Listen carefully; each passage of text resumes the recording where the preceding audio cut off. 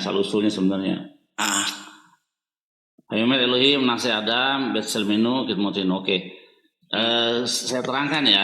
Jadi menurut khatam para sekolah orang-orang cerdas pintar kami ya. Ya, monggo silakan. Cendekiawan. Silakan. Ya. Kata selem di situ apa sih yang membedakan kita dengan makhluk lain seperti binatang? Apa? Intelektual. Cara berpikir, cara kita menganalisa sesuatu. Itu yang membuat kita sama dengan Tuhan, dengan malaikat. Ya. Itu, tapi kalau Tuhan itu bentuk fisik harusnya mereka kata toar di situ, gitu. Yang perlu aku disampaikan ialah kata selem dan demut di situ. Ya selem artinya adalah intelektual apa sih? Intelektual analisis gitu. Jadi ketika kita akal saya punya akal tidak seperti binatang, itu yang membedakan kita dengan binatang. Akal yang diberikan Tuhan kepada kita itu akal, dan persamaan kita dengan Tuhan apa? Mencipta. Kita bedanya Tuhan menciptakan dari yang tidak ada menjadi ada. Kita juga memiliki sifat yang ada dari Tuhan menciptakan. Itu yang dimaksud dengan kata selem di situ. Nah, Bitmutof? Kurang lebih begitu. Untuk demut enggak, ini dulu. Bitmutof di situ bukan demut. Enggak. Ya, itu soresnya. Iya. Lalu yang perlu diambil itu itunya apa? Sores. Akar katanya. Akar katanya silakan. Oke, itu untuk selem ya, selem. Terus sekarang yang demut, tunggu. Itu dikupas habis kemarin tuh sebenarnya waktu itu kan anak ada, cuman kan enggak ada panggil. Jadi mesti buka lagi nih, aduh. Ya. Panjang lah.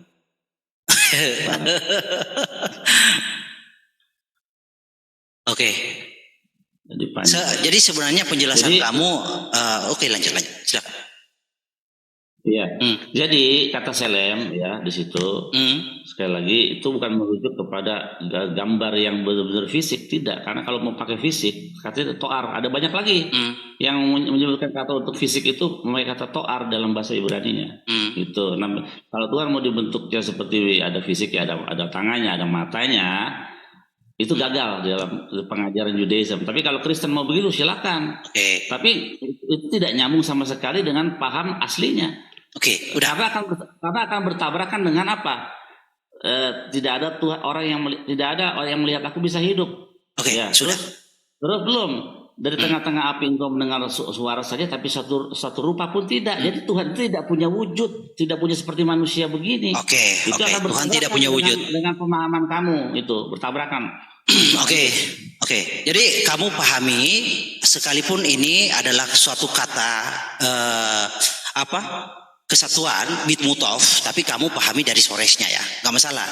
Nah, saya kembali lagi kepada ulangan, nggak masalah. Nah, ulangan 12 tentang rupa adalah temuna, dengan sama juga 15 hati-hati sekali sebab kamu tidak melihat suatu rupa, betul?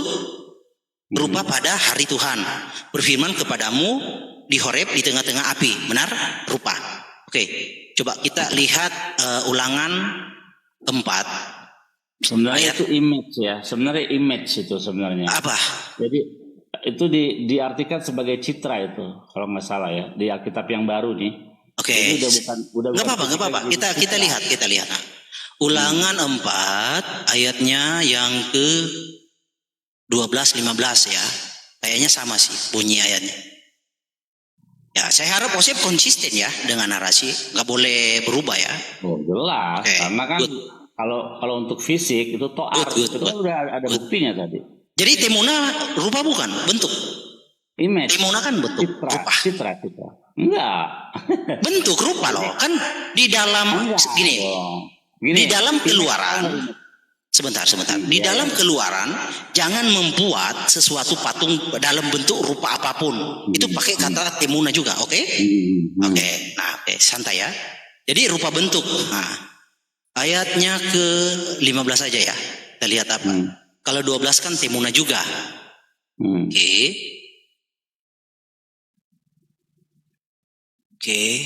Sorry 12. Ntar siap salah tindis gitu. berat bagi kita kalau ini Bible Hub, laptop atau apa, tahu. Oke, nih. Bentar ya. Tapi ayat 15 dulu ya. Ayat 15. Oke ya. Kita lihat ya. Wanis matem meot lana sapuken raitem kal temuna. Fem rupa ya. Temuna, benar? Coba cek Toar di situ. Itu kan sumber Kristen itu, Bible Hub. Oke, cek apa? Toar. Bentar ya. Toar bisa nggak hurufnya? Nggak ada, kamu aja kalau boleh. Atau ini Paleo Hebrew Jo, boleh? Ya. Paleo Hebrew Jo ya? Oke, Paleo Hebrew Jo ya? 39. Sebentar. Temuna. Ulangan 4 ayat 15. Kalau ayat 12, bentar. Ayat 6 coba, 39 ayat 6 coba. Tunggu, di ulangan dulu ini udah buka. Ulangan 4 ayat 12. Itu apa? Ulangan 4 ayat 12. Oke. Spot, HVP, Saud, Utemuna, sama juga ya, Rasul? Ya coba sekarang cari itu Toar di situ. Apa itu? Itu kan sebentar. Sebentar. Kamu setuju nggak ini rupa adalah bentuk? Ya, temuna ini kan. Contoh ayat 12. Lalu berfirmanlah Yotefafe kepadamu dari tengah-tengah api. Suara kata-kata kamu dengar, tetapi suatu rupa tidak kamu lihat, hanya ada suara. Kamu sepakat nggak rupa ini wujud bentuk? Bisa sepakat. Sepakat. Berarti Tuhan tidak ada berarti Tuhan tidak ada wujudnya ya? Bukan tidak ada rupa di sini, tidak ada rupa yang dilihat. Iya, berarti Tuhan tidak ada rupanya, setuju? Bukan, Osep. Jangan begitu, Osep. Gini, kita baca lagi ya. Sebentar. Anda kan menulis, Anda kan berkata tidak dari tengah-tengah api kau mendengar suara tapi satu rupa pun tidak, setuju? Tetapi suatu rupa tidak kamu lihat. Jadi bukan berarti Yotefafe tidak punya rupa. Benar? Tidak, kelihatan nggak? Iya, artinya tidak ada rupa yang dilihat itu loh, Osep. Iya, berarti Tuhan itu tidak ada rupanya kan? Tidak bisa dilihat. Itu kesimpulan kamu. Sebentar, Osep. Osep. Baca ulang. Oke, baca ya. Lalu berfirmanlah Yotefafe kepadamu dari tengah-tengah api. Suara kata-kata kamu dengar. Ya, tetapi suatu rupa tidak kamu lihat, hanya ada suara. Berarti rupanya kelihatan. Kalau begitu, ya sebentar. Yotefafe itu ada rupanya atau tidak? Gitu aja, Pak. Sebentar. Oke, sebentar ya. Poinnya di situ. Aduh, sebentar lah. Iya, Osep, santai. Jadi di sini bukan mengatakan Yotefafe tidak punya rupa, tetapi tidak ada rupa yang terlihat. Itu dengan dasar kata. Tidak ada rupa kan jelas tidak. Sebentar, Osep. Ini dengan kata dasar temuna. Nah, sekarang begini, Osep. Oke, gini Osep ya, kita buka. Saya buktikan Yotefafe punya rupa loh. Osep kok begitu? Osep, kita lagi studi kata ini, Osep, santailah. Oke, nah di dalam bilangan 12 ayat 8. Berhadap-hadapan aku berbicara dengan dia Musa terus terang, bukan dengan teka-teki. Dan ia Musa memandang rupa Tuhan. Mengapakah kamu tidak takut mengatai hambaku Musa? Nah, sekarang kita cek memandang rupa di sini menggunakan kata apa? Gitu ya, itu logiknya. Oke, bilangan 12 ayat 8. Oke. Lalu PLP ya. Adep, adaber, bo, umare, velo, behidot, utemuna. Bilangan 12 ayat 8. Utemuna. Sama utemuna rupa Yotefafe. Tuh. Sabar. Oke. Saya harap kamu konsisten. Ya, sekarang kamu konsisten juga. Kamu kan tadi mengatakan, kamu konsisten. Kamu mengatakan aduh, saya kok nggak ngerti bahasa sih. Ya silakan, jelaskan. Ya, Oke. Senang banget orang saya mau ngomong ganti. Ya silakan. Nah, lanjut. Kamu harus konsisten ketika. Ya jelas. Saya konsisten pasti itu, Chef. Iya. Jelaskan. Kamu harus konsisten ketika kamu membacakan kitab yang sudah jelas sekali kamu bacakan bahwa dari tengah-tengah api kalian mendengar suara saja, tapi satu rupa pun tidak. Jelas itu. Sudah jelas. Nah, sekarang kita mau cek itu. Aduh, lama lagi nih P5 apa namanya? Sefaria. Bilangan berapa itu? 12 ayat 8. Lanjut dulu. Kita lagi ya. Oke, saya lanjut ya. Oke. Saya izin bicara, Pak. Silakan. Oke, ya. Jadi kalau saya mendengar dari setiap argumen dari Pak Malikil, saya melihat bahwa Pak Malikil ini lebih banyak memandang kata-kata atau ayat-ayat di dalam Tanakh itu sebagai ayat-ayat yang literal. Betul ya, Pak ya? Iya, saya memang. Minta konfirmasi Pak Malikil boleh? Iya, memang di situ ayatnya literal. Oke, Bapak konsisten ya. Jadi kalau Bapak memandang itu sebagai literal, apakah Hashem atau Adonai ini, Tuhan yang Maha Pencipta ini, kalau dikatakan punya bulu paha gitu, apakah literal juga? Ya kita kan lihat ayatnya, Pak, gimana sih? Nggak boleh juga begitu. Iya, coba silakan lihat, coba. Iya, nggak boleh juga begitu. Saya harus mengikuti pola pikir Pak Malikil. Karena Pak Malikil menganggap banyak ayat di dalam Perjanjian Lama atau di Tanakh itu sebagai ayat literal, terus kemudian Bapak bawa kepada Perjanjian Baru, dihubung-hubungkan dengan Yesus, dan Bapak tidak menerima penafsiran daripada orang yang punya otoritas terhadap Tanakh itu, makanya kita sekarang konsisten. Ini udah kena nih. PLP artinya apa coba? PLP apa coba? Bukan berhadap-hadapan, salah. Ya, biar mulut dengan mulut. Apa artinya yang keluar dari mulut apa? Suara. Ya, tidak kelihatan. Lanjut dulu. Ini mantap ini. Sebentar nih. Udah ngantuk. Ya oke, Chef. Oke. Lanjut. Oke. Enggak, sebentar akan saya bongkar ini. Sekarang kalau Pak Malikil menganggap bahwa ayat-ayat yang di dalam PL itu menggambarkan bahwa YHWH punya rupa atau punya fisik atau bisa menjadi manusia, nah tolong saya tanya, Hashem punya bulu paha, Pak? Itu pertanyaan orang putus asa, Bro. On the track dong diskusinya. Enggak. Justru saya kita belum masuk ke situ. Kenapa sudah mau masuk ke situ? Enggak. Aduh, bukan. Kan Bapak kan menganggap bahwa YHWH kan punya rupa kan? Makanya saya minta Bapak konsisten. Kalau Bapak bilang YHWH punya rupa, apakah YHWH punya bulu paha? Gitu. Oke, waktu Yesus hadir, waktu Yesus hadir kan saya tidak ada dan tidak diceritakan apakah Yesus hadir punya bulu kaki atau tidak, ya kan? Sebenarnya gini, Bro. Saya nggak bicara Yesus, Pak. Saya nggak bicara Yesus, saya bicara YHWH, Pak. Lah Yesus itu kan YHWH itu, Bro. Gimana sih? Iya, ya sudah, coba sekarang di Yesaya 7 coba ada ayat Tuhan punya bulu kaki itu literal atau kiasan? Ya coba bacakan, bacakan. Nah, saya bacakan ya. Sambil nunggu pilih nih. Yesaya 17 ayat 3. Kemudian mengenai apa nih? Immanuel.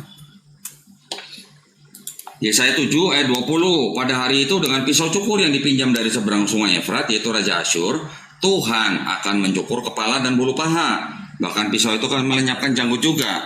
Tuhan punya janggut, Pak. Punya bulu paha, punya kepala, Pak. Oke, sudah. Silakan. Oke, di situ kan metafor, Pak. Udah terlihat. Nah, sekarang Bapak bilang metafor. Kenapa tadi yang tempat kudus Bapak tidak bilang metafor? Nah, itu maksud saya. Ya, jadi begini, Bro. Gini, saya tanya ya. Gini. Bapak harus konsisten loh. Ya. Bukan bronya bertanya itu kayak putus asa begitu loh. Oh, enggak putus asa. Saya sedang mencari kekonsistenan Pak Malikil dengan mengatakan YHWH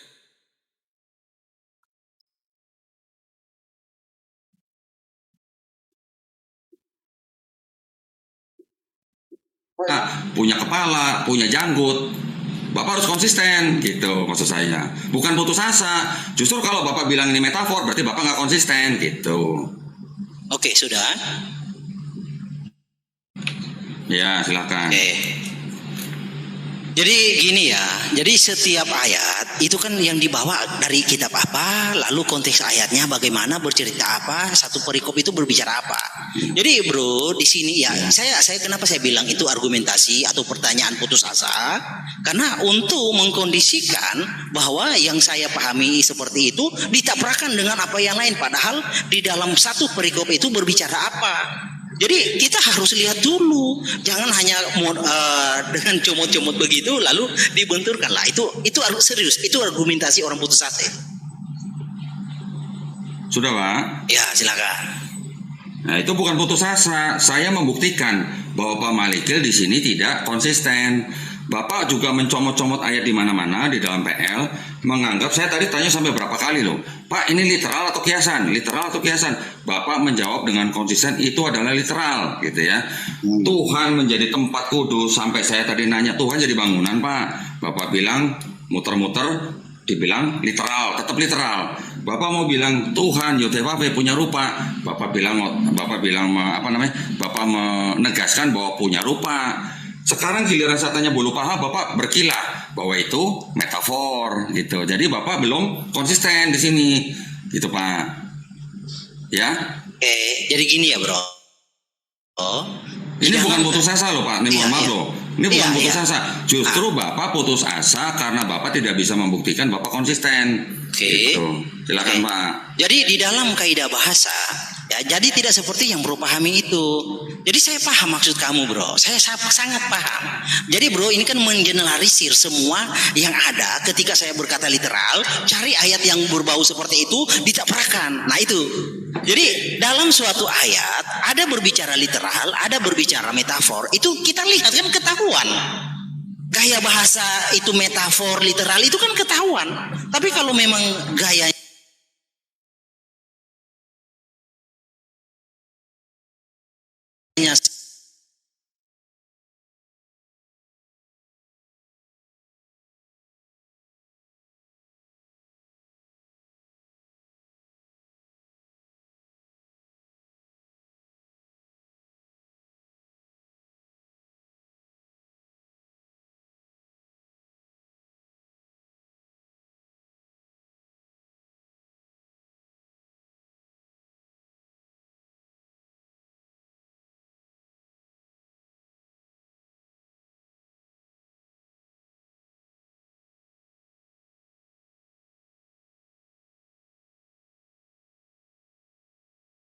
sebenarnya itu adalah metafor atau kiasan. Tetapi karena Bapak sudah bilang dari awal itu literal, Bapak tidak mau dikoreksi, akhirnya Bapak mengatakan itu tetap literal. Tapi begitu saya berikan bulu paha, kepala, janggut, Bapak baru bilang, oh ini kalau begini harus lihat dulu ayatnya, ini bicara mengenai apa. Bukan begitu Pak. Karena walaupun begitu misalnya di kejadian nih, kalau dituliskan misalnya bahwa Yotevave akan menciptakan manusia sesuai dengan gambar Yotevave, apakah Adam ini mukanya seperti Yotevave gitu Pak? Kalau Bapak mau mengikuti standar Bapak nih gitu, silakan Pak. Ya, jadi Adam itu rupa. Jadi rupa kalau berbicara gambarnya. Jadi kalau spesifiknya bentuk lekukannya itu kan spesifik. Jadi gini loh bro ya, gini. Gini, saya kasih contoh ya. Oke. Saya kasih contoh seperti ini ya. Nah.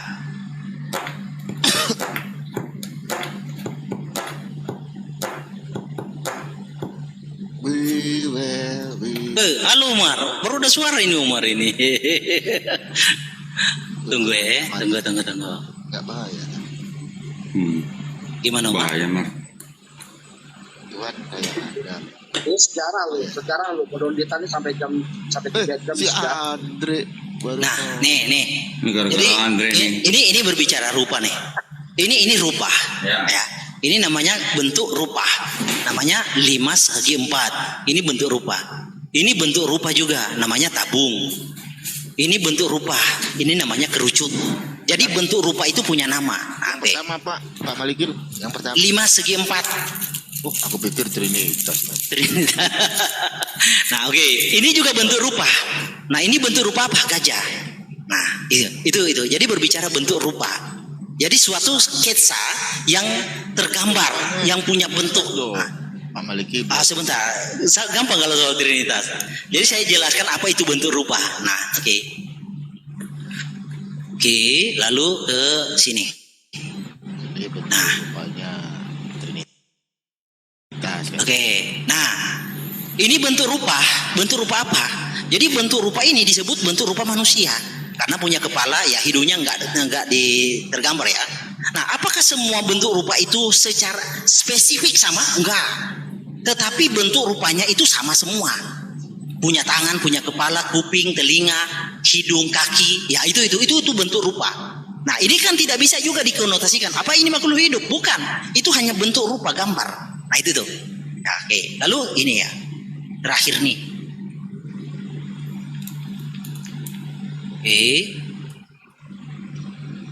Nah, ini juga bentuk rupa. Nah, inilah Tritunggal. Nah, 3 kepala tunggal. Nah, ini bentuk rupa juga. Ini Tritunggal namanya. Nah, begitu, bro. Apakah ini makhluk hidup? Bukan. Ini gambar bentuk rupa. Nah, itu. Itu yang benar yang mana, Pak Maliki? Lanjut. Mana Osip tidur dia? Wih, sudah jam 1 lewat ini. Lanjut.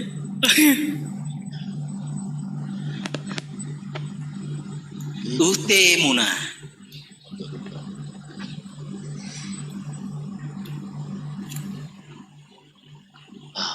Bangun tidur ya, nggak ada suara.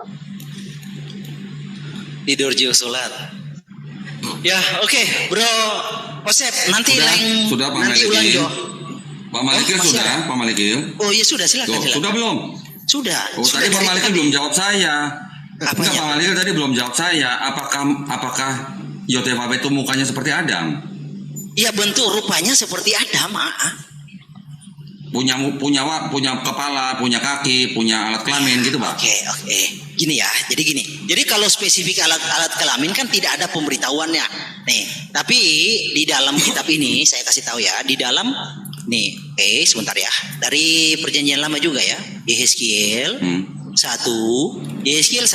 ayat 26 sampai 28. Nah, di atas cakrawala yang ada di atas kepala mereka ada yang menyerupai tahta yang kelihatannya seperti permata lasurit, dan di atas yang menyerupai tahta itu ada yang kelihatan seperti rupa manusia. Seperti rupa manusia. Itu literal atau? Iya, literal. Kiasan, Pak. Literal, seperti rupa manusia. Nah, kita cari tahu siapa yang seperti rupa manusia ini. Dari yang menyerupai pinggangnya, ini diurai nih dari penglihatan. Menyerupai pinggangnya sampai ke atas, aku lihat seperti suasa, mengkilat, dan seperti api yang ditudungi sekelilingnya. Dan dari yang menyerupai pinggangnya sampai ke bawah, aku lihat seperti api yang dikelilingi sinar.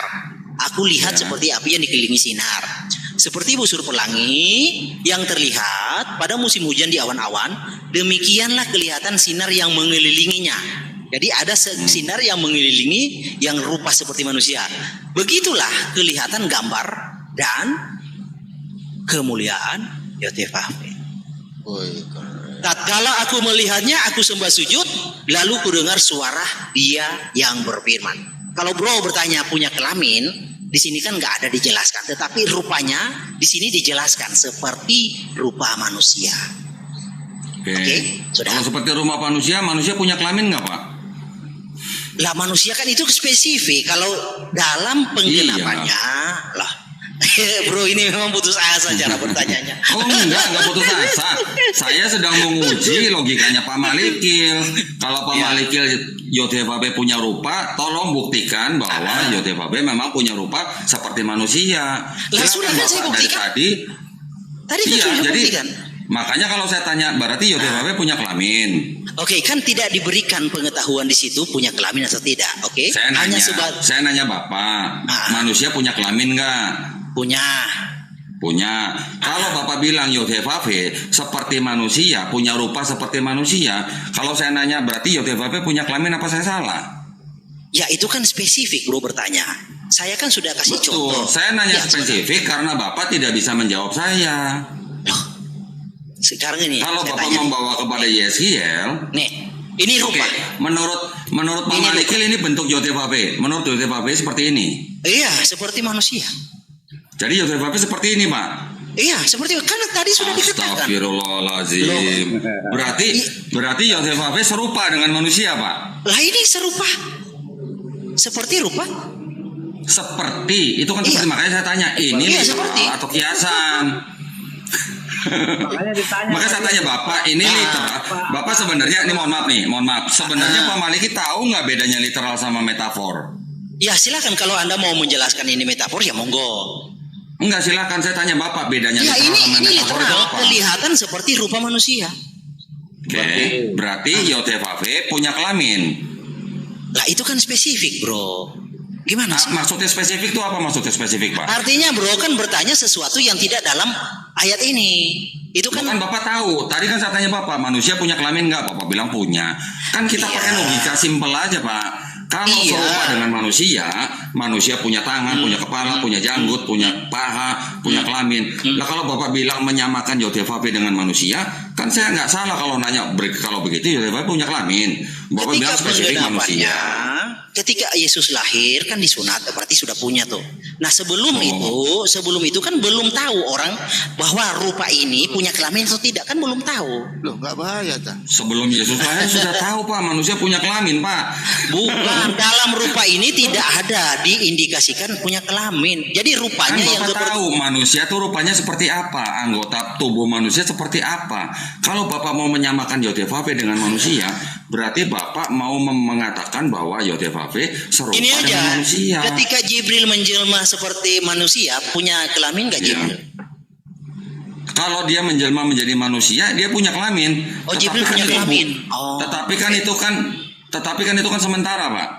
Dia kembali lagi ke bentuk asalnya. Oke. Kalau Yotefabe menjadi Yesus, kemudian pada waktu Yesus diangkat ke langit atau ke sorga, kelaminnya ikut nggak, Pak? Gimana? Waktu Yotefabe menjelma menjadi Yesus, kan Bapak bilang Yesus adalah Yotefabe. Ya. Pada waktu Yesus menjadi manusia di bumi, terus waktu Yesus diangkat ke sorga atau ke langit, kelaminnya ikut nggak, Pak? Oke, ini pertanyaannya sudah agak ini ya bro, tapi saya jawab aja ya setelah ini saya turun. Ya, bukan, gini kawanku, saya itu berusaha membangun diskusi yang mendidik, bukan yang seperti ini, oke? Paham ya? Oke. Jadi Yesus ya naik dengan tubuh kemuliaannya itu, entah itu bawa kelamin nggak, Pak? rambutnya. Bawa kelamin nggak? Iya, jelas. Terus Tuhan punya kelamin di langit buat apa, Pak? Kelaminnya buat apa, Pak? Udah bro, nantilah. Kayaknya bro. Astagfirullahaladzim, Tuhan punya kelamin. Kalau begitu Ya, kan nggak kelamin masalah, Yesus di atas buat apa, Pak? Buat aksesoris doang gitu, Pak, maksudnya? Iya kan, Tuhan itu apa yang dipunyainya kan dia yang mengetahui. Oke. Udah cukup. Nggak masalah, nggak masalah. Sudah. Ya, saya Kamu pikir diterusin. Bro Dondi itu punya kelas diskusi yang intelek. Ternyata jauh dari ekspektasi. Justru karena Bapak menyamakan Yotefabe dengan manusia, makanya saya menganggap Bapak ini adalah orang penganut pagan, Pak. Oh nggak masalah, apa maksudnya pagan? Coba, pagan apa itu? itu? Maksudnya adalah orang-orang yang percaya dewa bisa jadi manusia. Oh, definisi pagan ya bukan seperti itu. Definisi pagan adalah gini. Definisi pagan itu dicetuskan oleh kekristenan loh, jangan salah. Iya, Definisi memang pagan, awalnya Kristen yang menuduh orang sebagai pagan, tapi sebenarnya Kristen itu yang pagan gitu. Definisi pagan adalah suatu kumpulan kepercayaan yang menaruh pengharapan bukan kepada Tuhan. Itu pagan. Bukan kepada Tuhan yang benar, itu pagan. Oke. Kalau di pagan, Pak, kalau di pagan itu percaya nggak dewa bisa jadi manusia?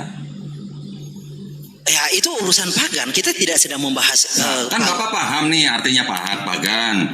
Saya tanya, kalau Bapak paham artinya pagan, kalau di dalam kepercayaan pagan, percaya nggak tuh dewa itu bisa jadi manusia? Kalau di kepercayaan pagan itu nggak ada dewa yang bisa jadi manusia. Masa Pak? Yakin Pak? Yakin? Ayatnya tuh. Iya, ayatnya di mana? Ayatnya di Bukan mana? ayat, ini kan kita bicara sejarah.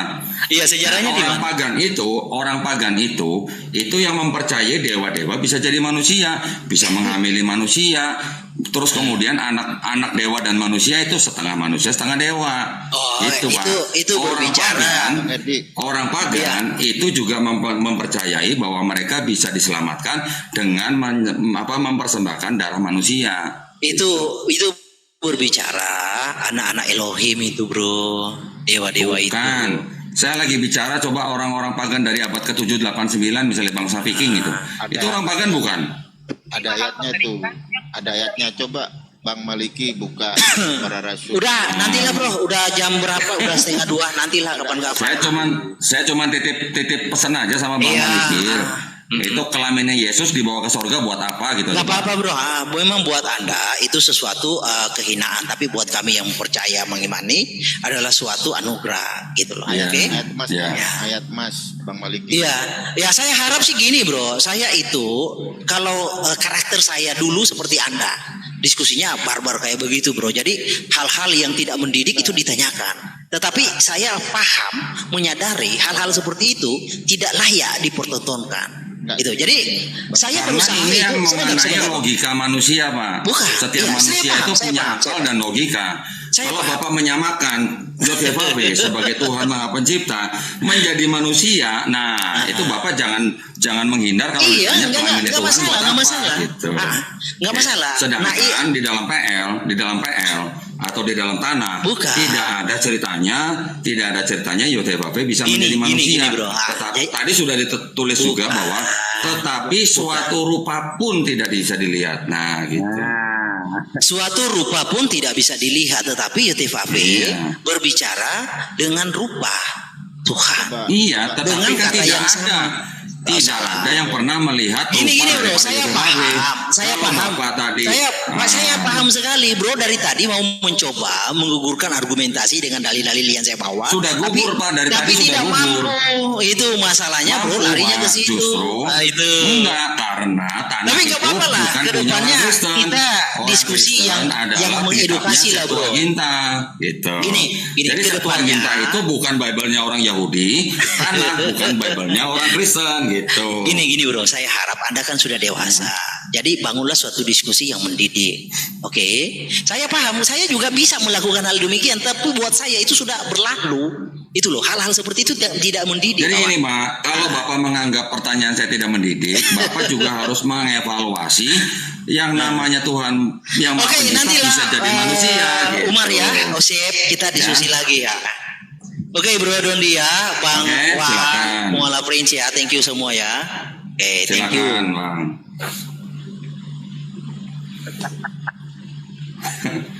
Ya, dia pergi ya. Giliran ditanya kelamin nggak mendidik.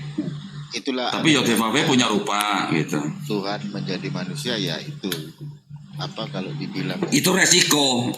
Itu resikonya Mar. Kalau orang menganggap bahwa Yahweh bisa menjadi manusia, dia harus berani ditanya punya kelamin nggak tuh Tuhan gitu. Tapi dan resikonya digambar. Iya. Manusia enggak ada. Aku baca di PB itu matanya merah. Matanya merah, rambutnya putih. Ini Bang Umar, ini penjelasan tentang Selem sama Demut ini adanya di tulisan Rambam nih, God for the Perfection.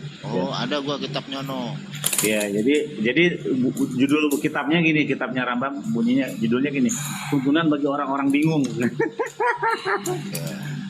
Tuntunan bagi orang-orang bingung ya. Dia menulis gini. Some have been opinion that by the Hebrew Selem. Jadi beberapa orang berpikir atau beropini bahwa kata Selem dalam bahasa Ibrani itu merujuk kepada bentuk ya atau figur dari sesuatu untuk dipahami ya. Jadi orang tuh memahami kata Selem dalam Kejadian 1 ayat 26 itu lebih kepada bentuk atau gambaran gitu kan. Nah, and this explanation led men to believe in the corporeal, dan hal ini menyebabkan atau berakibat bahwa orang-orang percaya bahwa Tuhan itu mempunyai bentuk fisik. Nah Ini kan Rambam udah bilang, for they thought that the word, karena mereka berpikir kata yang berbunyi, marilah kita menciptakan manusia seselem kita atau yang dikerjakan segambar itu merujuk kepada Tuhan mempunyai bentuk, that God had the form of the human being, bahwa Tuhan mempunyai bentuk seperti manusia. Nah, that he has figure and shape, sehingga Tuhan itu mempunyai bentuk dan gambaran gitu. And that consequently he was corporeal, dan sebagai konsekuensinya dari pemahaman itu bahwa Tuhan itu akhirnya mempunyai bentuk tubuh jasmani. Nah, ini bertentangan sekali dengan 13 keyakinan yang Karim. Iya. Karim. Enlo hagu feinegu, bahwa Tuhan itu tidak mempunyai bentuk pertama tubuh jasmani. Nah, namun demikian Rambam mengatakan kalau mau Tuhan itu berwujud, berupa, maka harus memakai kata toar. Nah, dari mana referensinya? Ustaz Somad bilang kalau dalam keadaan kepepet di hutan bisa makan. Saya kan sering di hutan. Jadi kalau kepepet bisa makan celeng saya. Astagfirullahaladzim. Bang Juma, si Karen mau mualaf. Ayo Karen, jangan lama-lama. Blokir permanen dulu Pastikan dulu kalau begitu. Aku memang Islam loh. Iyalah. Hesti cocoklah sama dirimu, dia kan umurnya 33. Kamu kan masih muda. Mantap, Pak. Cakaplah dia. Kok jadi aku pula? Ya, cocok itu. Oh, Hesti janda lagi. Iya. Bang Juma, adekmu dibully, Bang. Bang Juma, bangun, Bang. Bang Juma itu oke itu karena untuk kebaikan. Penting sih kan mau mualaf dia. Saya ini orang lagi yang minta on cam, saya belum bisa on cam. Orang lagi begadang-begadang ini cuma gara-gara Karen ini. Jadi ini jadi sejarah ini. Orang begadang dari debat sampai begadang cuma gara-gara Karen ini dengan Hesti ini. Lain dari yang lain. Aku pula dibawa-bawa. Ini menurut saya pakai masker. Kalau saya buka masker lain lagi nanti. Kelihatan giginya. Keren ya. Tunjukkan dulu pesonamu, tunjukkan wajahmu dulu. Tunjukkan pesonamu Karen. Cepat. Jangan, ada istriku di samping ini loh, nanti saya kena. Istriku orang Madura ini, saya bisa kena sabit nanti. Ada istrimu? Mau. Kalau ada istrimu ngapain? Mau cari-cari lagi? Oh. Kan saya sudah dapat hidayah poligami sekarang, belum dapat yang lain. Pengajar. Aduh, gimana ini? Aduh. Lulu, kan poligami haram kok. Kalian adu apa sih? Aduh, dia waktu penuh Roh Kudus jatuh kepentok di lantai. Jadi ya. Cocoklah. Bersahadatlah kau biar bisa 2 istrimu. Iya. Kau mau cari lagi kan? Bisa lah. Iyalah, yang satu bisa makan babi, yang satu kalau kepepet bisa makan babi. Saya mencari yang begitulah. Cocok lah itu. Ajaran sesat itu. Iya, ajaran sesat itu. Oh, sesat berarti. Ya sudah enggak jadilah. Batal saya kalau begitu syahadat malam ini. Udahlah, ayolah kita buka dulu pembahasan baru. Tinggalkan dulu itu. Boleh aku mumpung ada Pak Pendeta, lanjut Pak Pendeta ya. Saya teman-teman yang ada di sini. Itu ada Aldo tuh di atas. Aldo tuh Kristen. Soalnya udah jam berapa ini? sudah begadang aja dulu. Nggak apa-apa lah. Di Papua ini 2:30. Jadi Saya tadi sudah tidur, tapi ini ketua Sidode kasih bangun Pak kita sebut-sebut tapi nama. Tak kaget bangun, kita naik lagi. Ngana suti, ngana jangan sampai ngana ada dengar tadi Bu Darmi menjanji kasih mobil ke apa sampai nggak bangun ini. Sweet. Kalau banyak uangku, kalau banyak hepengku, pasti aku kasih santunan sama para pendeta. Itu pun ada sedikit uangku. Kalau datang pendeta ke rumahku berdoa, pasti aku kasih. Ini Karen ini cowok Manado ini. Hah? Karen ini cowok Manado ini, Perlente ini. Iya, tapi umurnya 33, jauh kali. Aku udah mau 33. Dia ini udah mau 50 dia ini. Suaranya masa nak kedengaran suaranya ini mau 50. Lansia.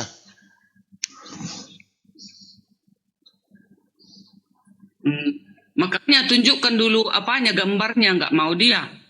Pesonanya. Udah ada istrinya, udah lah, gak usah dibahas-bahas yang punya istri lah. Nggak ada itu, nggak ada. Mana ada istrinya kon dia mau sampai larut malam begini, mau pagi.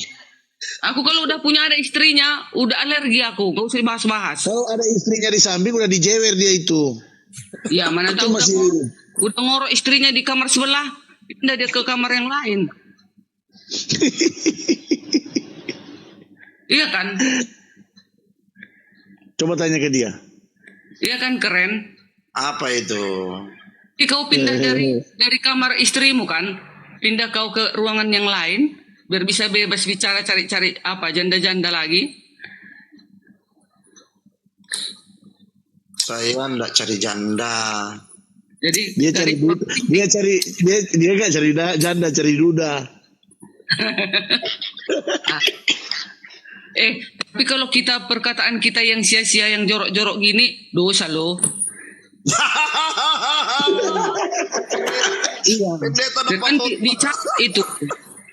Kalau saya dapat khotbah dari Bu Darmi, senang lah, kan saya jemaat. Tapi pendeta kalau dapat khotbah dari jemaat itu malu saya.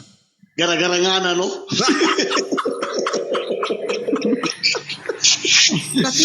Jangan lagi. Ini terakhir bukan nama Bang Juma yang diskusi, Oten sama Oten yang diskusi.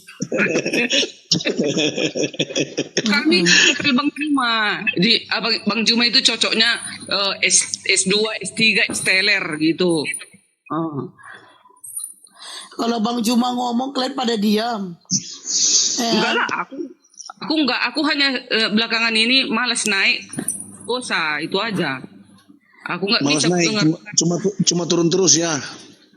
Iya, di bawah-bawah aja lah. Bang Juma gas, Bang Juma. Ngorok dia itu. Jauh dari perangkat. Apa dia bilang ini? Om Poot, apa ini? Om Poot lebih ganteng. Apa ini? Om Poot lebih ganteng. Om Poot lebih ganteng dari Darmi katanya, itu saya baca tadi. Mana Om Poot? Om Poot itu memang ganteng. Aku kan selalu lihat dia kalau host. Lebih ganteng dari Darmi. Tadi ada yang komentar. Tante tahu nggak Om Poot di sini siapa? Mana itu Om Poot? Ada di samping Tante itu Om Poot. Di samping kiri, samping kananmu itu ibu bapak. Makanya tadi kata si Kare pendeta kan. Om Poot pendeta. Oh iya. Oh pendeta apanya itu? Pendeta apa itu? Hah? Pendeta apa itu? GBI kah? Pentakosta kah? Apakah? Gereja Karismatik, Darmi. Oh GBI ya, sama itu ya. Samanya kelihatan. Sama gitu. Mirip ya, mirip-mirip gitulah. Ternyata Kak Darmi ini sering naik di komal saya, nak kenal juga ini. Udah berdampingan ini nggak kenal. Enggak, aku mana pernah naik lagi. Poot, saya bilang kan supaya kau dikenal, jangan pakailah burung manguni itu lagi. Kau sebenarnya Laskar Kristus apa Laskar Manguni? Dengar, kita akun ada dapat report 2 hari. Jadi ini akun yang tapi tadi teringat ini ya, kita buka topik lah dulu ya. Teringat tadi Bang Karen masalah tadi katanya punya istri, kan nggak boleh biar di sini nanti boleh nggak makan babi, di sini nanti kepepet makan babi. Di dalam Kristen kan nggak boleh bercerai, Bang Karen. Nggak boleh. Di dalam Kristen kan nggak boleh bercerai. Yo nggak boleh memang. Kalau sudah dijemput Tuhan kan bisa kawin lagi. Iya, bisa. Udah mati bisa. Bang Karen jangan-jangan nanti istrinya diracuni biar bisa nikah lagi. Oh, nggak bisa begitu. Saya kan tinggal berdoa Tuhan. Saya sudah pengen dengan blokir permanen jemput saya punya istri. Kurang asam. Nggak ada otak. Kok jangan-jangan kau itu otakmu ngeres tuh. Nggak boleh. Loh, kan Otaknya perempuan terus itu. gampang. Nggak perlu saya kasih makan racun loh kalau Tuhan berkehendak dengan blokir permanen. Ya itu gak boleh, itu dosa. Dan itu kalau kena, itu bisa kena hukum. Di ajaran Kristen tidak boleh bercerai gitu loh. Jadi Bang Karen ya sabar-sabar aja ngadapin istrinya gitu loh. Iyalah. Cuma kan nanti kalau saya sudah dapat hidayah kan tidak bisa ditolak. Bagaimana Pak? Amin, Nah, amin. kalau Bang Karen sudah mendapat hidayah, lalu bagaimana dengan istrinya? Ya istrinya ya kalau tidak dijemput Tuhan ya dapat hidayah juga lah. Oh, berarti istrinya Udah ya dimolak. udah. Kamu ikut aku lah, kita sama se-Islam sama-sama gitu. Iyalah. Kan. Terus bilang, aku masuk Islam karena mau poligami, aku mau kawin lagi ya gitu. Iya. Wah, itu niat kamu juga udah salah, gak boleh. Oh, salah. Kalau kamu masuk Islam hanya karena ingin menikah lagi itu gak boleh. Oh, soalnya di Kristen dilarang nikah 2 kali. Kalau di Islam Enggak ada larangan. Enggak ada larangan di dalam Bibel untuk menambah istri. mantap, Coba Pak Pendeta. cari di mana. Di Ini mana Pak Pendeta, tertulis? ayo, sekarang S2 ada S2 di bawah ini. Ayo bela Ayo saya, sekarang Pak Pendeta, Pak Awad, di mana tertulis dalam Bibel Anda dilarang menikah untuk kedua kali, 3 kali. Ayo. Ayo lanjut. Giliran tanya Alkitab disuruh tanya Pak kita. Tadi dia ejek-ejek Pak kita. Saya support kau yang pendetanya bukan saya pendetanya. Itulah diskusi kita yuk. Ya, itu diskusinya. Sekarang jawab Pak Pendeta. Di mana tertulis dalam Bibel dilarang menikah 2-3 kali? Pendeta saya Ada sekali Tidak aja. ada. Nah, tuh dengar Bang Karet, tidak ada berarti Kristen boleh poligami. Nggak bisa. Saya bilang enggak ada. Oke, Saya bilang pertanyaannya berdua. pendeta, Pertanyaannya gimana? jelaskan. Ayo Pak Pendeta ini koridor. Pertanyaannya gimana?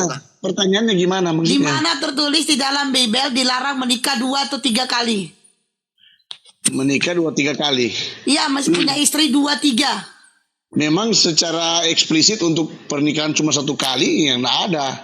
Tapi memang ini boleh bercerai sebenarnya, itu menunjukkan ya cuma sekali. Nah, kan tidak boleh bercerai. Artinya ya udah menikah, istrinya gak usah diceraiin. Gimana sih? Poligami Iya, itu ajar, Karen. menikah Sapu, Karen. tanpa menceraikan. Kau yang Karen. pendeta loh. Kau pendeta, kau yang pendeta saya tidak mau saya angkat tangan. Enggak, Karen itu Karen. Karen tuh kan. Kamu dengar ya pendeta itu ngomong barusan Ini ya. kan Loh. demi kesejahteraan Karen. Jadi saya ya ajar Karen. Ayo. Nah, Karen, dengar ya pendetamu aja tuh. Dia mengatakan tidak ada loh. Jadi tukang ojek lah nanti saya jawab kalau begitu. Karen, kamu dengar tuh ya. Kamu dengar tuh pendeta aja mengatakan tidak ada. Hanya saja tertulis tidak boleh bercerai. Ya udah, menikah kau 2 kali, 3 kali, jangan kau ceraikan istri kau pertama. Ya kan? Betul, Maju, Pak, Karen. atau tidak? Pak Pot, bagaimana Pak Pot? Sudah hantam saja. Nah, itu Pak Pot setuju. Ibu Darmi yang Advent bagaimana? Oke. Udah. Dengar Silakan ya. lanjut Ibu Darmi. Iya. Ya. Nah, Saya dukung aku Ibu dulu Darmi, ya, Pak. maaf Saya ya tidak Pak dukung Pendeta. Pak Pendeta ini. Iya, Mak Pendeta ya. Kalau di pelajaran kami, gereja sebagai mempelai wanita, Kristus bagian pertama. Udah? Ketika ini ya, dengan gereja sebagai mempelai wanita, Kristus adalah mempelai laki-laki ilahi. Yang satu, mengasihi gereja sebagai mempelai wanita. Jadi suami istri itu serupalah dengan umat dengan Kristus, gitu dia. Jadi makanya suami istri itu nggak boleh bercerai karena mereka itu sudah disakralkan, mereka itu sudah suci. Jadi suami istri Aduh, gak nyambung tante. Itu sama aja yang dikatakan sama Pak Pot, sama Pak Donai. Iya bercerai, gak Iya. boleh bercerai. Ada tertulis. Kalau Tapi sudah dipersatukan, Hesti. iya, oh itu benar. Pertanyaanku saya ulangin ya. Di mana tertulis di dalam Bible dilarang punya istri 2-3. Udah, ayo. Kan sudah dibilang di situ, yang sudah dipersatukan nggak boleh lagi dipersatukan Tuhan. Astagfirullahaladzim. Ya kan kalau menikah 2 kali 3 kali ya ngapain diceraikan istri pertama? Astagfirullahaladzim. Yang berzina juga dipersatukannya. Jadi Ya persatukan artinya tante boleh poligami. Artinya Tunggu dulu, itu dengar. boleh poligami. Perkataan yang tante katakan sama dengan perkataan oleh Om Poot, di mana tidak boleh bercerai. Ya untuk menikah 2 kali 3 kali ngapain harus bercerai? Artinya istri boleh 2, 3, 4. Gimana sih kalian? Dulu pelajaran kami orang Kristen belum ada sejarahnya diperbolehkan suami istri itu boleh lagi kawin lagi kedua kali. Gak ada sejarahnya. Tanyalah seluruh orang Kristen. Iya, siap. Dengarin ya. Di sana selingkuh-selingkuh, itu dosanya. Doktrinnya sudah mengatakan yang sudah suami istri yang dipersatukan oleh Tuhan, gak boleh lagi dipisahkan oleh manusia. Jika ada orang-orang Kristen di luar sana mempunyai gendak-gendaknya lagi, ada lagi simpanannya, itu dosanya kelak. Itulah yang akan dikatakan Yesus. Allah kau dari hadapanku, hai perzina, katanya lah sama kita. Oke, gitu. Ya oke. Di sini ya jawaban dari Tante Darni sama Mbak Adona itu sama. Tidak ada larangan untuk menikah 2-3 kali. Hanya saja tidak boleh bercerai. Jadi kalau kalian ya Kristen-Kristen, gak usah takut kalian punya istri 2-3 karena gak ada di dalam tertulis dalam Bible, gak ada. Hanya saja tidak boleh bercerai. Tuh, tidak boleh diperceraikan. Nah, jadi kalau kalian mau nikah 2-3 kali ya nikah aja. Orang gak ada larangannya. Gini Hesti, kalau nikah lagi dia, kalau nikah lagi berarti kan nggak dipersatukan oleh Tuhan lagi.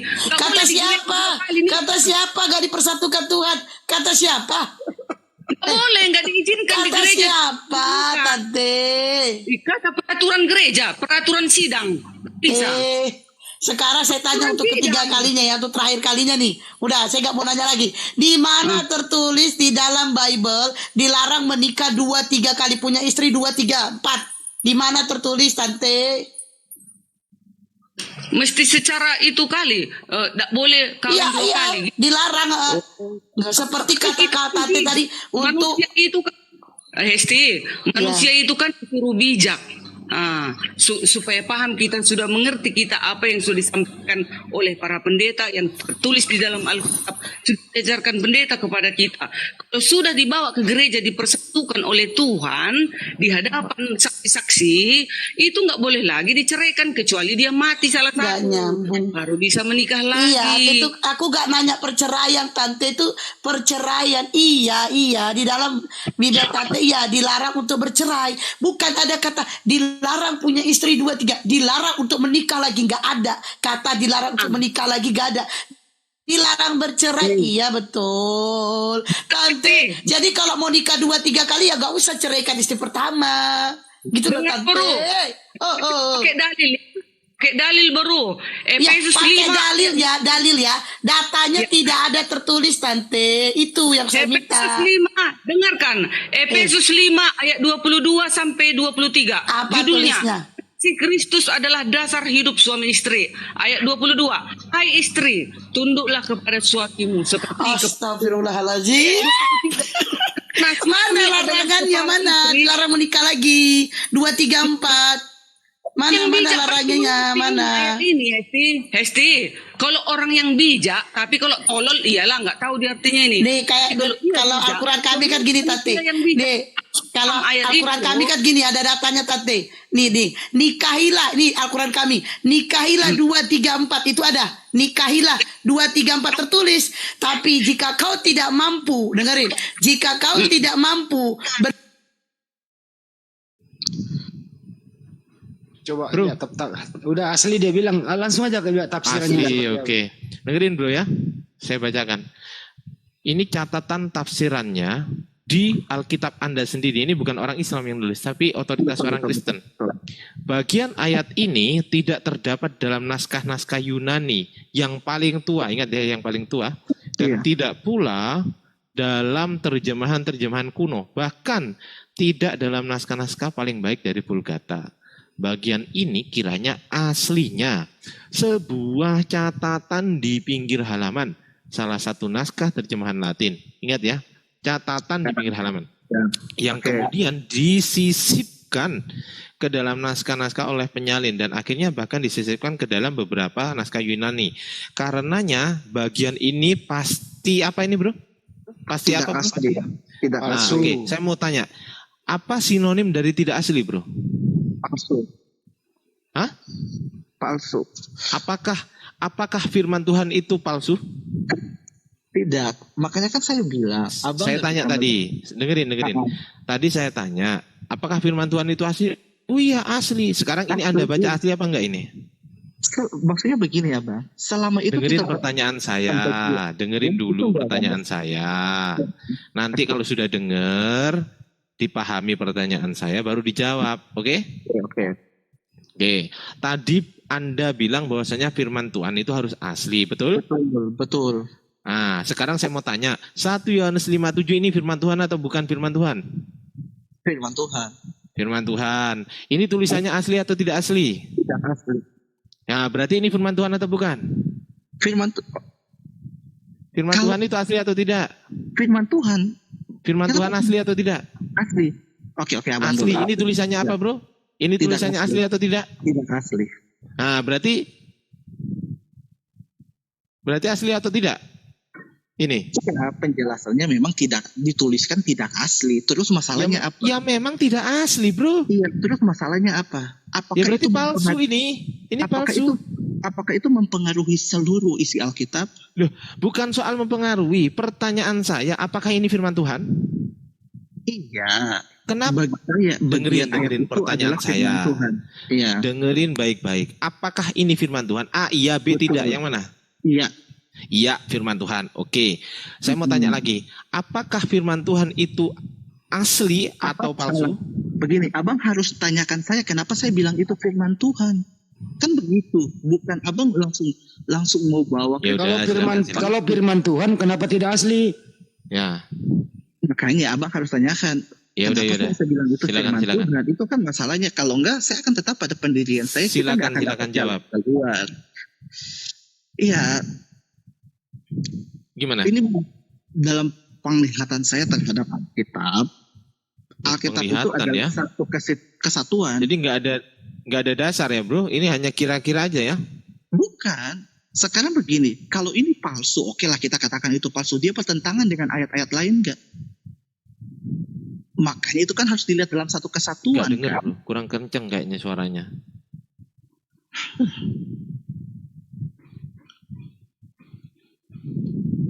Halo? Udah jelas itu Bang, itu tidak asli kok. Iya, kalau tidak asli masalahnya di mana? Kalau tidak asli masalahnya adalah bukan firman Tuhan kalau tidak asli. Iya, terus dia ada pengaruh nggak dengan keseluruhan Alkitab satu bagian ayat itu? Sangat. Namanya air bersih itu, Bro. Dimasukkan setitik aja virus jadi hancur, tidak ada gunanya lagi tuh air bersih gitu loh. Sekarang tidak guna dari Alkitab itu apa? Ya gunanya untuk ketika adanya ayat yang disisipkan itu. Ya merusak Anda semua. Merusaknya di mana? Ya rusaknya karena Anda percaya kitab suci yang bukan asli. Rusak itu iman. Bagi saya begini, disisipkan atau disisipkan itu nggak masalah, nggak mempengaruhi seluruh dari isi Alkitab itu sendiri. Karena Alkitab itu kesatuan. Sekarang begini, ayat itu diangkat, pengaruhnya apa? Pengaruhnya bahwa ketika ayat itu diangkat ya, pengaruhnya bahwa dia akan membenarkan. Di sisi lain, di Bible itu tidak semuanya firman dari Tuhan. Itu intinya. Itu dia menjawab pertanyaan saya. Apa? Dengan ya. Ketika ayat yang tadi disisipkan kan bahasanya. Ketika sisipan itu diangkat, pengaruhnya apa untuk Alkitab? Ya membuat Trinitas hancur. Yang membuat kan hancur itu loh. Trinitas hancur. Assalamualaikum Pak Ne. Waalaikumsalam warahmatullahi wabarakatuh. Itu kan pertanyaannya. Karena tidak ada ayat lain lagi yang menerangkan soal Trinitas selain di situ. Karena kalau berbicara Trinitas dari awal sampai akhir, Alkitab dengan konsisten menuliskan Trinitas. Bro. Di mana? Kalau ayat itu diambil di mana ada Trinitas? Coba. Di dalam Kejadian 1 udah ada. Wah, dalam perjalanan Alkitab udah ada Bapa dan Roh Kudus. Ngarang ini. Udah gini aja. Bro, tolong sebutkan Bro, tertulis di Alkitab Anda atau di Bible Anda tulisan Trinitas, tunjukkan. Dituliskan memang nggak ada. Nah, ya udah. Kalau nggak ada, selesai kan masalah kan? Nggak ada kan? Nggak ada, emang dituliskan Trinitas. Selesai. Terus Bapa, Anak, dan Roh Kudus itu mau digambarkan apa kalau bukan Trinitas? Loh, mau digambarkan apa? Buktinya ayatnya palsu gini loh. Iya, mau digambarkan. Bapa, Anak dan Roh Kudus itu. Bro. Kalau memang Trinitas itu nggak ada. Ya. Yang susah itu bro, bukan belajar bro. Yang susah itu adalah kejujuran bro. Ketika sebuah data sudah saya tampilkan bahwasanya ini adalah ayat tidak asli alias palsu. Sabar dulu, dengerin dulu. Saya belum selesai. Oke. Gantian ngomongnya. Oke, silakan. Ya? Oke. Saya sudah menunjukkan sebuah data, saya sudah open cam, dan otoritas yang bilang bahwasanya ayat itu adalah palsu atau tidak asli, itu adalah otoritas orang Kristen sendiri. Oke. Bapak-bapak gereja saja mempercayai bahwasanya ayat itu tidak asli, Anda kenapa nggak percaya? Itu satu. Kedua, andai pun Anda percaya bahwasanya oh ya itu memang tidak asli, ya kan gitu. Tadi padahal di awal Anda bilang apakah ayat ini asli? Iya. Apakah firman Tuhan di Bible semuanya asli? Oh asli dong, gitu. Ingat gak omongan itu? Betul. Nah, ternyata sesudah saya bongkar, ternyata ayatnya nggak asli. Berarti yang benar siapa sekarang? Saya atau Anda? Iya. A saya, B Anda, yang mana? A saya, B Anda, yang mana? Anda, oke Anda. Nah, itu diakui dulu. Kemudian yang ketiga. Kemudian yang ketiga ya, dengerin ya. Yang disebut wahyu Tuhan, wahyu itu apa bro? Yang disebut wahyu itu apa? Wahyu itu adalah cara Allah menyatakan dirinya kepada manusia. Wahyu itu apa? Buka KBBI bro. KBBI, buka wahyu. Oke. Kitab suci, udah gini aja. Kitab suci itu apa? Kitab suci. Kitab suci adalah, coba buka KBBI. Kitab suci adalah, oke. Apa artinya kitab suci? Kitab suci adalah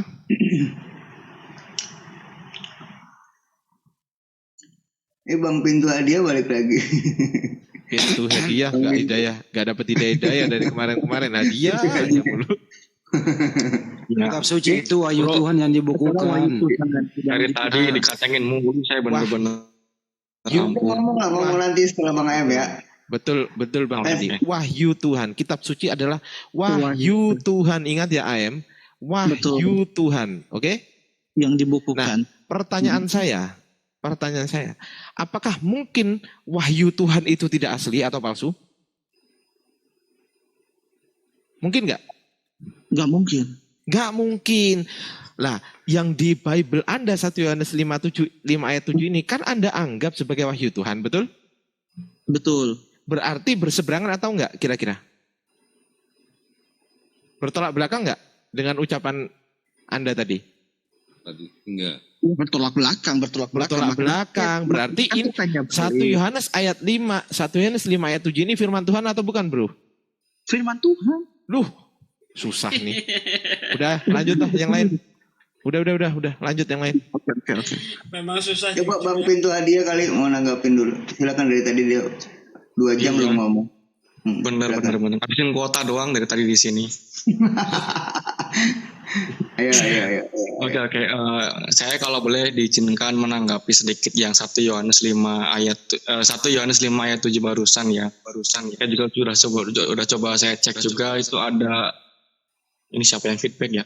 Ada dalam kurung gitu loh maksudnya. Artinya dalam kurung itu sesuatu yang ditambahkan untuk mendapatkan informasi supaya jelas gitu.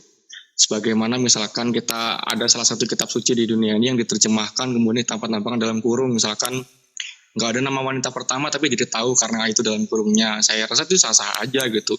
Ketika misalkan dalam kurung itu dianggap menjadi sebuah problema dalam sebuah kitab ya, makanya ya ada kitab yang banyak dalam kurungnya itu yang terjemahannya itu bermasalah juga nggak itu menurut kamu? Nah gini bro, kalau kami umat Islam ya, yang terjemah itu bukan kitab suci. Oh gitu ya. Al-Quran terjemah bukan kitab suci Al-Quran. Beda dengan Anda. Gitu ya. Terjemahan Bible adalah kitab suci bagi Anda. Karena Anda tidak memiliki teks aslinya. Karena kita menganggap Alkitab adalah sebagai sebuah media informasi.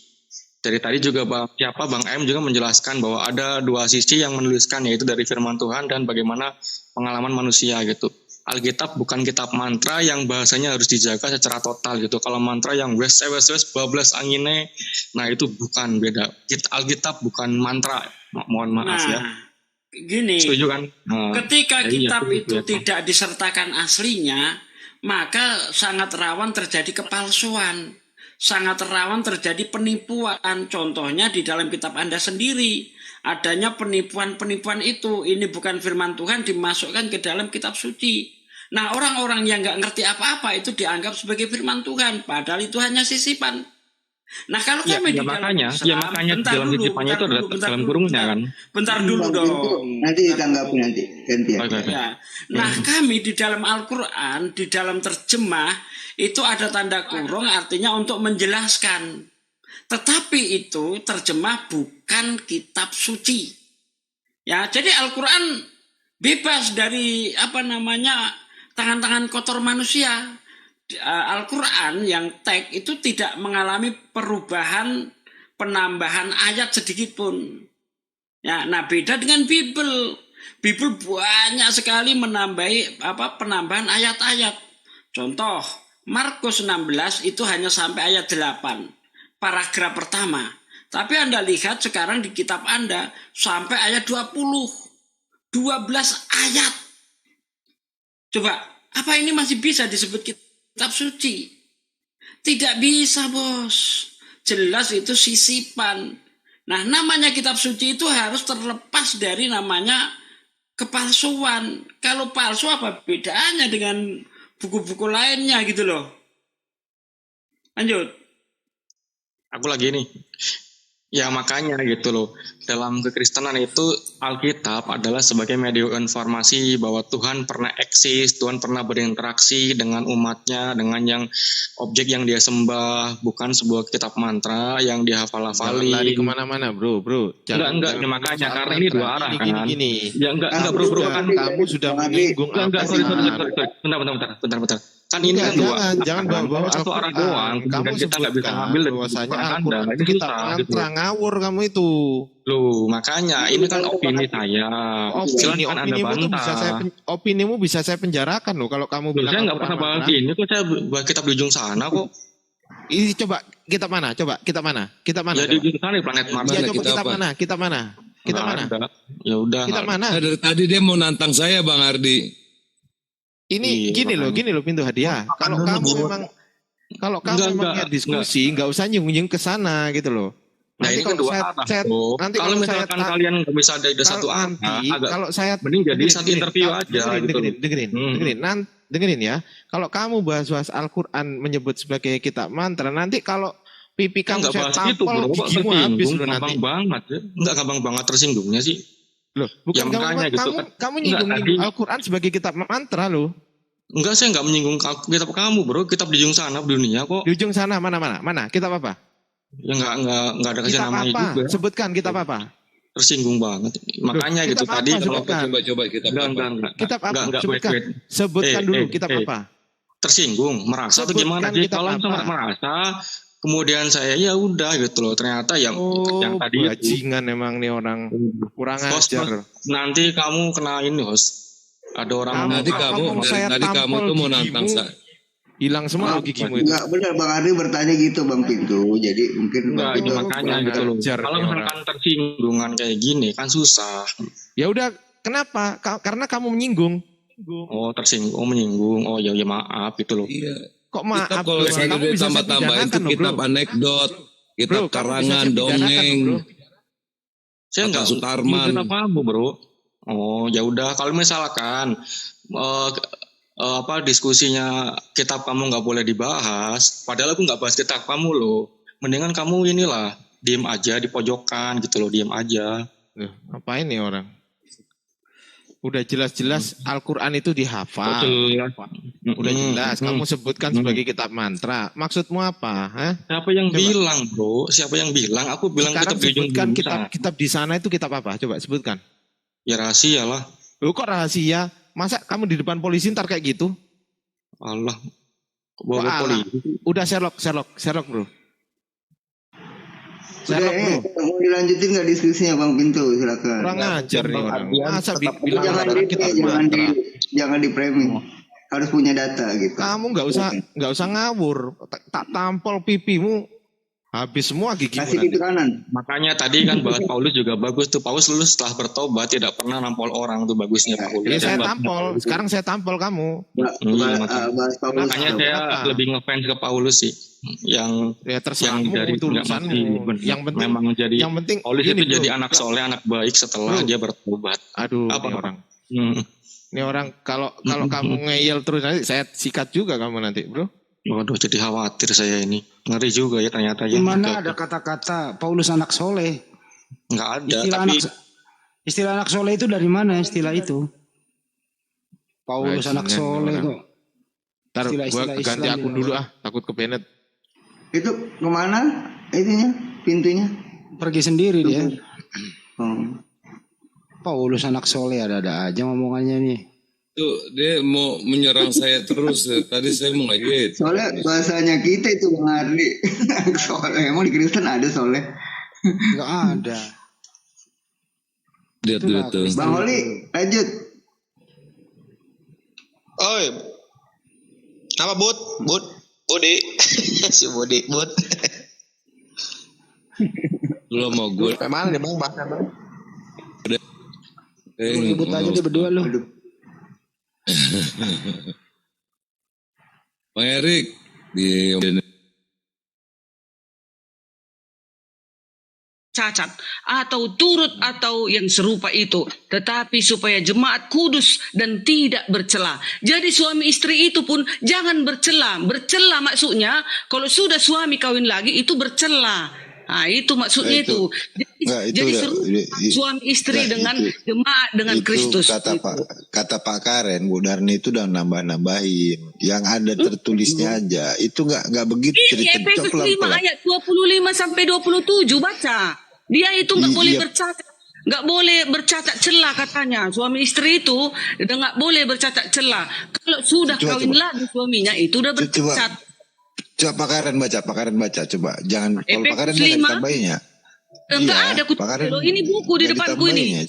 Pelajaran sekolah sahabat ini. Setiap hari sahabat kami belajar sekolah sahabat. Jadi umat itu harus belajar supaya pintar. Itu nyanya siapa? Coba Pak Karen coba makanya. Itu huruf besar.